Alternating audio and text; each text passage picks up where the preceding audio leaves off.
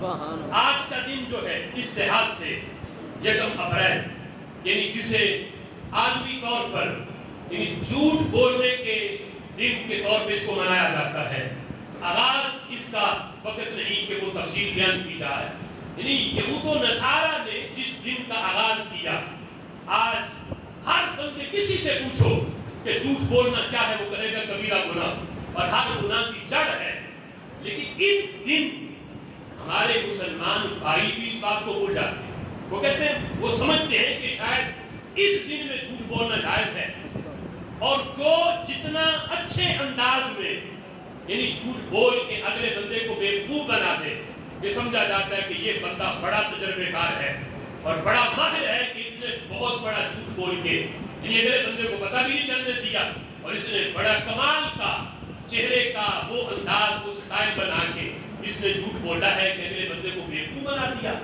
حالانکہ اسے پتہ نہیں وہ بیوقوف اگلوں کو نہیں بناتا بلکہ خود بنتا ہے، کہ اپنے نامہ اعمال کا بیڑا غرق کو خود کر رہا ہے۔ اللہ فرماتا ہے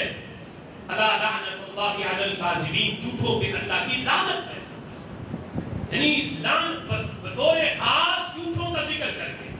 اور میرے آقا علیہ الصلوۃ والسلام فرماتے ہیں جب بندہ جھوٹ بولتا ہے، یہ فرشتے جو ہر وقت بندے کے ساتھ ہیں، فرمایا یہ 40 میل دور بندے سے دور بھاگ جاتے ہیں، اتنی جھوٹ بولنے والے کے منہ سے بدبو آتی ہے۔ اور افسوس یہ کہ آج ہماری نسل نو یہ سمجھتی ہے کہ شاید اس دن میں یہ جائز ہے، اس میں کوئی گناہ نہیں، اس دن پہ اگر کو بولو گے تو شاید یہ کوئی مواخذہ نہیں ہوگا۔ میرے محبوب علیہ السلام نے صحابہ سے فرمایا تھا، میرے صحابہ میں تمہیں ایسے گناہ نہ بتاؤں کہ جو گناہ بندے کو ہلاک کر دے۔ تو صحابہ عرض کرتے ہیں محبوب بتائیں وہ کون سے گناہ ہیں؟ میرے آقا فرماتے ہیں سب سے پہلا اللہ کے ساتھ کسی کو شریک ٹھہرانا، شرک کرنا یہ ایسا گناہ ہے جو بندے کو ہلاک کر دیتا۔ دوسرا فرمایا کسی مسلمان کو ناحق قتل کرنا، اور تیسرا فرمایا والدین کی نافرمانی کرنا۔ صحابہ کہتے ہیں جب حضور یہ بات سنا رہے تھے تو حضور ٹیک لگا کے بیٹھے تھے، 3 باتیں تو حضور نے ٹیک لگا کے بیان فرمائی، لیکن جب چوتھی بات کرنے لگے تو محبوب ٹیک چھوڑ کے سیدھے ہو کے بیٹھے اور فرمایا الا وقول الزور، الا وقول الزور، الا وقول الزور۔ 3 مرتبہ محبوب نے اس کا تکرار کیا، فرمایا میں تمہیں بتاؤں چوتھے نمبر پہ جو گناہ بندے کو ہلاک کر دے گا، برباد کر دے گا، وہ یہ ہے کہ جھوٹی بات کہنا،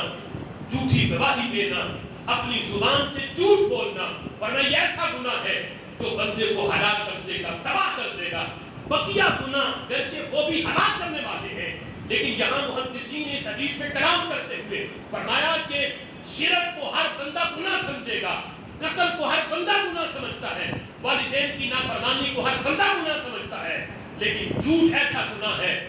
میرے محبوب کی نگاہ نبوت دیکھ رہی تھی کہ اسے کچھ لوگ ہنسی مذاق کے طور پہ کہیں گے کہ یہ تو مذاق کیا جا رہا ہے، یہ کون سا گناہ ہے؟ یعنی آج کے دن کی صورتحال کہ لوگ اسے گناہ نہیں سمجھیں گے، اس لیے میرے محبوب نے بڑے اہتمام کے ساتھ فرمایا اور 3 مرتبہ تکرار کے ساتھ فرمایا الا وقول الزور، الا وقول الزور۔ فرمایا چوتھے نمبر پہ وہ گناہ جو بندے کو ہلاک کر دیتا ہے وہ یہ ہے کہ جھوٹی گواہی دینا، جھوٹی بات کہنا، ورنہ یہ وہ عمل ہے جو بندے کے دیگر نامہ اعمال کو بھی تباہ و برباد کر دیتا ہے۔ اس لیے یہ رسم جس کے بارے میں میرے محبوب فرماتے ہیں، یہ بھی حدیث ہے، فرمایا جو جس قوم کی مشابہت اختیار کرے قیامت کے دن اسی کے ساتھ اٹھے گا۔ آج جو چاہتا ہے کہ جس کا خاتمہ اور جس کا اٹھنا